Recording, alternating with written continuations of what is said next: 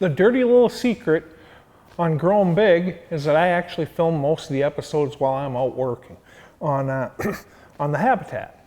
Well, we just happened to have a pop-up shower and the winds picked up, so rather than just sit around, I decided to film an episode on equipment, and that is why we're in the shop with this type of staging right here. There are so many misnomers about habitat improvement. One of the big ones is that you have to have deep pockets in order to go ahead and make improvements. Even as it applies to food plots, that's not the truth. You do not have to have big farm equipment. With this Furminator right here, that ATV, and that Champion sprayer back there, I can actually plant absolutely anything a farmer can. Now, is it quite as good? No, it is not, but it's plenty good for deer. Now, if you can't afford this type of equipment, you can still go ahead and put in food plots pretty darn easy. In that case, what you need is a backpack sprayer. You get yourself a backpack sprayer, spray Roundup or a generic Roundup.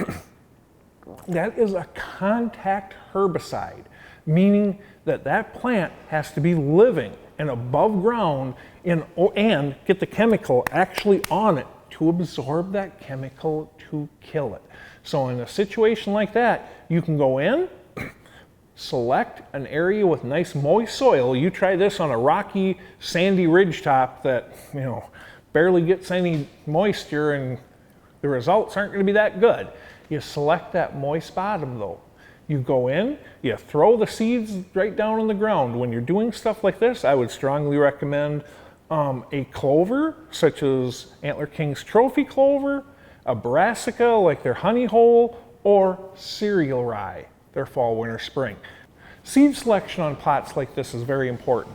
If you go out and select a corn, a soybean, and just go ahead and throw it on top of the dirt, even cowpeas, spray, wait for the weeds to drop, you know what, you're going to be disappointed. Instead, you want to look at brassicas, clovers, cereal rye, oats, stuff like that. Okay, if for whatever reason you don't want to use chemicals, that's perfectly acceptable.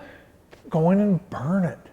Now, in this case, are you doing anything to get rid of the weeds and grass? Not really.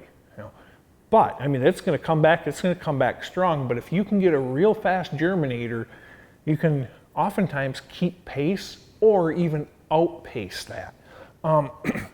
If you can't do that, go into the woods in an area it has to get sun. You just go into the woods and do this in a closed canopy, you're going to be disappointed, but just bring a rake, do some raking, throw some seeds on the ground. There's all sorts of ways to skin this cat. Okay, you don't have to have a great, you got a great big old tractor with a 20-foot disc and all that stuff, more power to you. You're going to have some beautiful food plots in the areas you can get that stuff into. But something simple as an ATV, sprayer, and a Furminator will take care of you, or you can even be more creative and skin that cat.